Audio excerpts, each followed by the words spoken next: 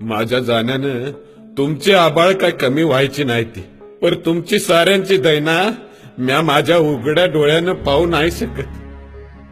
पावसाला जेव्हा बोलिवलं तेव्हा एक टिपूस देखील नाही गळाला, आणि जेव्हा बोलिवलं नाही तेव्हा मातूर उभ्या पिकाला आडवा करून गेला. म्या तरी काय करू माझे बये, म्या भित्रा नाही गे, पर आपल्या मुलाबाळांची, माझ्या म्हाताऱ्याची, तुझी आणि आपल्या गोट्यातल्या लाडक्या जनावरांची भुकेनं झालेली फरफट मला बघवत नाही.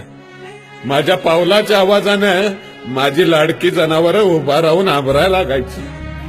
का तर आपल्या धन्यानं आज तरी हिरवा चारा आणला असेल म्हणून. पर मला रिकामा बघता आज ती मुकी जनावरं गप गुमान बसायची.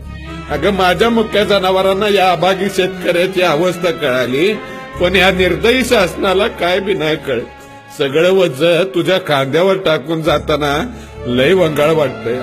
माझ्या पोराला सांग, साध्यातला साधा शिपाई हो, पर शेतकरी नग.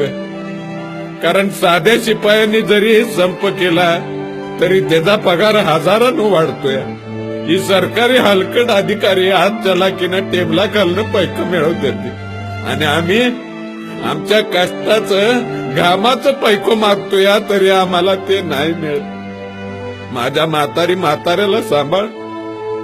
रागीट आहे ती, पर लय माया लावतात. माझ्या जनावरांना रुसायला नको लावूस, माझ्या जनावरांना कसायला ऐकू नकोस.